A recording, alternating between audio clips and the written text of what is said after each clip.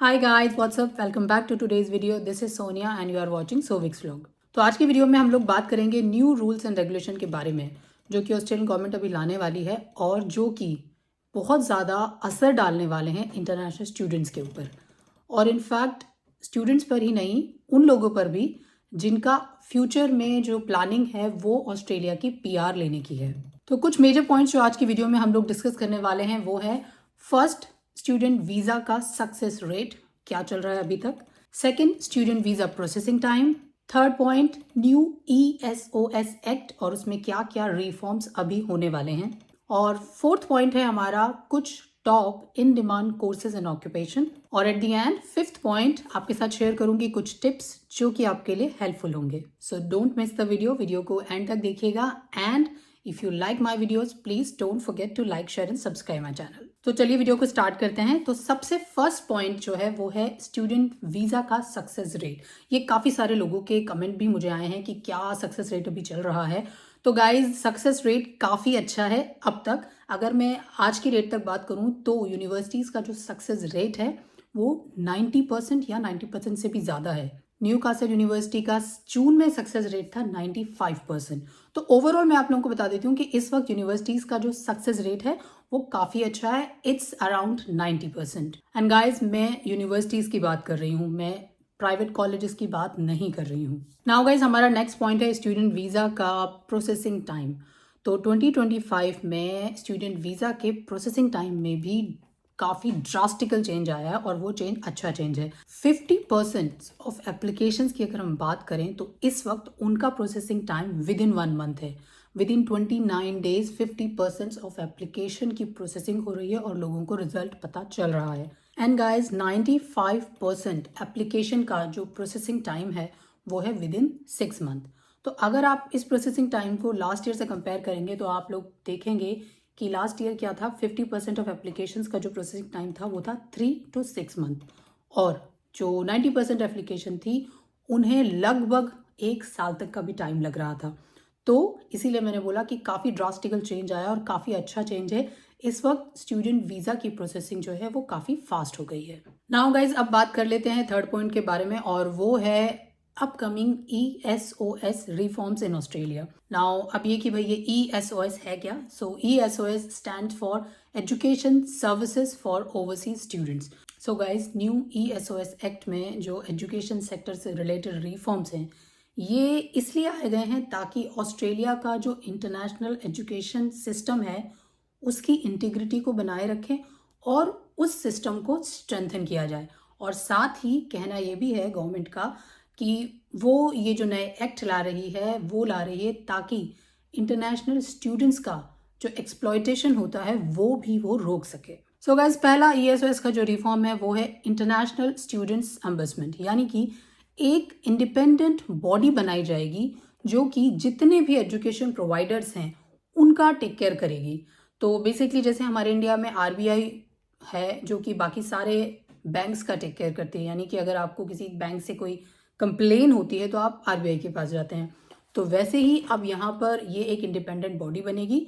तो अगर आपको किसी एजुकेशन प्रोवाइडर से, किसी एजुकेशन प्रोवाइडर मतलब चाहे वो यूनिवर्सिटी हो या प्राइवेट कॉलेजेस हो या फिर वेट एजुकेशन प्रोवाइडर हो, तो किसी भी टाइप का एजुकेशन प्रोवाइडर हो, अगर आपको किसी एजुकेशन प्रोवाइडर से रिलेटेड कोई भी कंप्लेन है तो आप इस इंडिपेंडेंट बॉडी के पास अपनी कंप्लेन कर सकते हैं। पहले क्या होता था कि आपकी सपोज कीजिए कोई यूनिवर्सिटी है जिससे आपको कुछ क्वेरीज होती थी या कोई कंप्लेन होती थी तो आप उसी यूनिवर्सिटी को कंप्लेन करते थे, ठीक है। फिर वो यूनिवर्सिटी अपने अकॉर्डिंगली रिस्पॉन्ड करती थी या नहीं करती थी। अब क्या है कि अगर वो एजुकेशन प्रोवाइडर आपको रिस्पॉन्ड नहीं कर रहा है या आपको उसके अगेंस्ट कोई भी कंप्लेन करनी है तो अब आप इस इंडिपेंडेंट बॉडी के पास जा सकते हैं। एंड गाइस इसी में जो नेक्स्ट चेंज है, रिफॉर्म है, वो है strict oversight on education agents. और आगे लिखा हुआ है improved transparency, accountability and penalties for agents involved in miss information और अनएथिकल प्रैक्टिस। तो इसका मतलब ये हुआ भाई कि जो भी एजेंट्स आप लोगों को जैसे होता है ना पैकेज डील कर दी कि भाई ये पैकेज है ऑस्ट्रेलिया में इस कोर्स में भेज देंगे, इस यूनिवर्सिटी में भेज देंगे और कोई फर्क नहीं पड़ता क्या डॉक्यूमेंट आपके पास है क्या डॉक्यूमेंट आपके पास नहीं है। हम अपने आप जनरेट कर देंगे और आपको पहुंचा देंगे। तो अब यह है कि भाई जो इस टाइप के एजेंट हैं उन पर काफ़ी ज़्यादा नज़र रखी जाएगी और जो डॉक्यूमेंटेशन है वो भी अच्छे से चेक किए जाएंगे। काफ़ी ये जो सिस्टम है ये काफ़ी ट्रांसपेरेंट रहेगा ताकि कहीं पे भी कोई भी मिस इन्फॉर्मेशन पास ना हो और कहीं पर भी कोई भी जो फेक और फर्जी डॉक्यूमेंट्स वाले लोग हैं वो ऑस्ट्रेलिया में एंटर ना कर पाए। एंड गाइस, जो एजेंट ऐसा करते हैं उन पर लीगल एक्शन लिए जाएंगे और एजेंट पर ही नहीं, जो स्टूडेंट्स ऐसा करवाते हैं उन पर भी लीगल एक्शन लिए जा सकते हैं। नेक्स्ट अपकमिंग रिफॉर्म है स्ट्रॉन्गर प्रोवाइडर रेगुलेशंस और इसमें आगे है enhanced monitoring and compliances requirement to ensure quality education and protect student rights. तो भाई होता है ना कई बार कि स्टूडेंट आ गए हैं, यूनिवर्सिटी नहीं जा रहे हैं, कॉलेज नहीं जा रहे हैं, क्या कर रहे हैं, सिर्फ काम कर रहे हैं, ठीक है।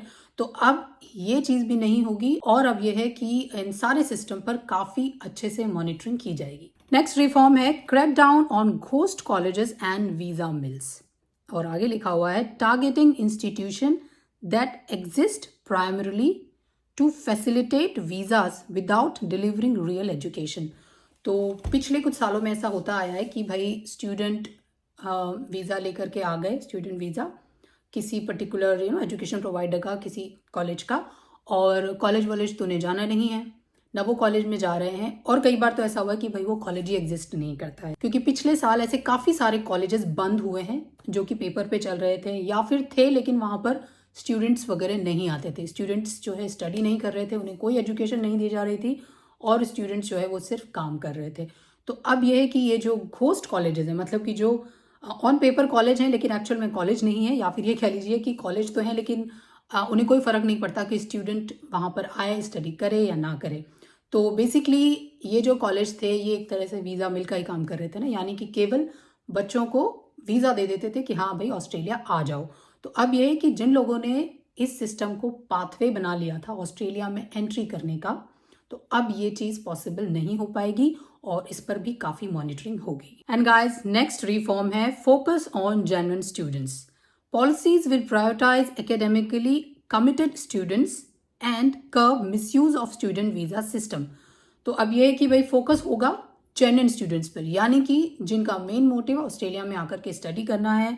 और इतना ही नहीं, प्रायोरिटाइज किए जाएंगे इस तरह के लोग जो स्टडी ही करना चाहते हैं, ताकि जब आप आगे जा कर के अपना post study work visa apply करें, 485 अप्लाई करें, तो वहाँ पर भी ये चीज़ देखी जाएगी कि भाई हाँ ये जेन्युइन स्टूडेंट ही था, ये जिस कोर्स में आया था इसने वही कोर्स किया, ये जिस यूनिवर्सिटी में गया था इसने उसी यूनिवर्सिटी से कोर्स किया।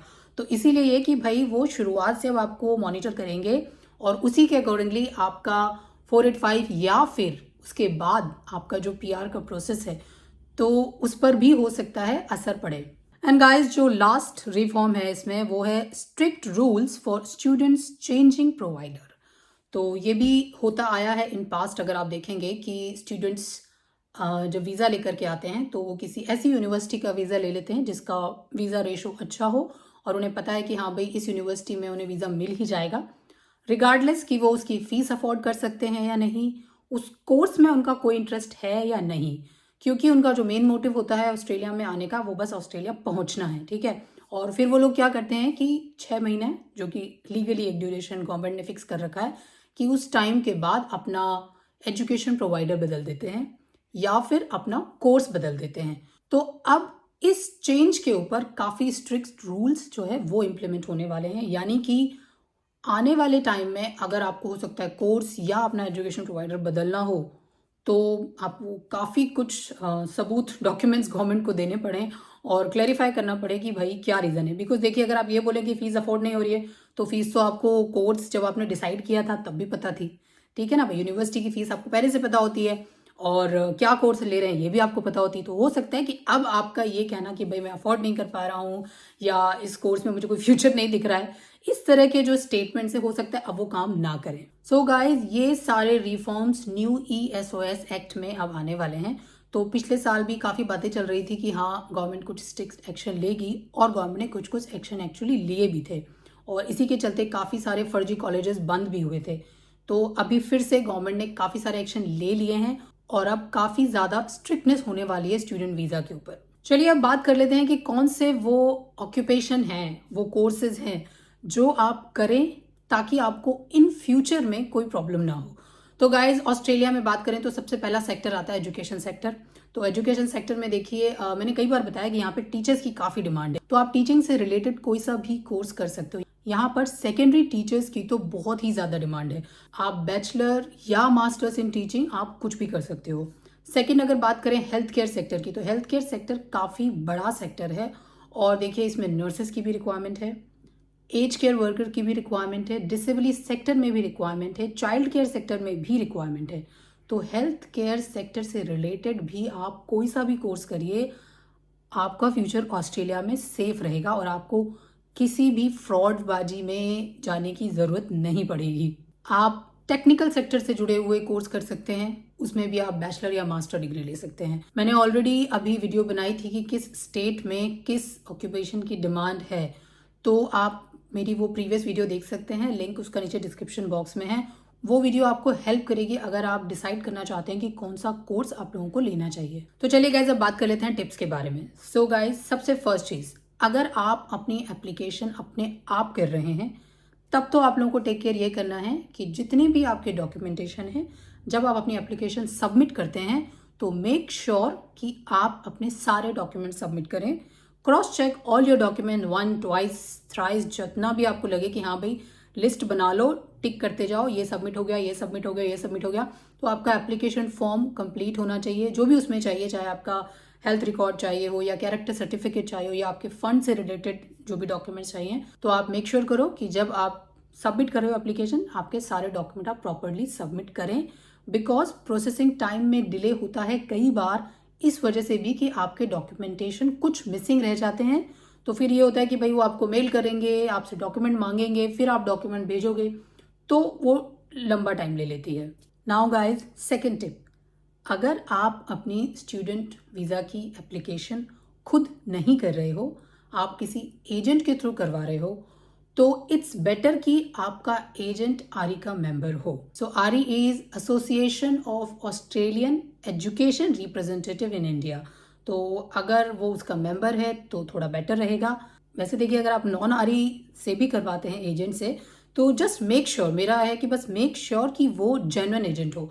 अगर कोई भी आपको फ्रॉडबाजी के लिए कह रहा है कि नहीं नहीं हम करवा देंगे, कुछ नहीं होगा, तो आज की डेट में please do not trust on such agents. Because देखिए rules day by day strict हो रहे हैं। आज हो सकता है आपको प्रॉब्लम ना हो, आप ऑस्ट्रेलिया में एंटर कर जाओ, हो सकता है 485 के टाइम पे प्रॉब्लम हो जाए, हो सकता है पीआर अगर आपका मेन मोटिव है तो उस टाइम पे प्रॉब्लम हो जाए। तो इसीलिए मेक श्योर कि जो भी एजेंट आप लोग चूज कर रहे हैं उससे पहले से ही उसका ट्रैक रिकॉर्ड चेक कर लो और उसके बाद उससे अपनी एप्लीकेशन करवाओ। एंड गाइस थर्ड टिप, और वो बहुत इंपॉर्टेंट है, कि प्लीज़ अपना कोर्स और अपनी यूनिवर्सिटी पहले से ही अच्छे से चेक करके चूज़ करो, ताकि यहाँ आकर के आपको उसे चेंज करने की ज़रूरत महसूस ना हो। बिकॉज देखिए आगे चल करके आपको क्या पता प्रॉब्लम हो जाए अगर आप अपना एजुकेशन प्रोवाइडर बदलें या आप अपना कोर्स बदलें। So that's all for today's video guys. ये थे कुछ न्यू रूल्स जो अब इम्प्लीमेंट होने वाले हैं स्टूडेंट वीज़ा के ऊपर। तो आई होप आपको वीडियो अच्छी लगी होगी, इन्फॉर्मेशन आपके लिए हेल्पफुल रहेगी। और अगर आपको कोई भी डाउट है तो आप कमेंट बॉक्स में नीचे लिख करके पूछ सकते हैं। Thanks for watching. फिर से मिलूंगी आपसे एक नई इन्फॉर्मेशन के साथ, तब तक bye bye and take care.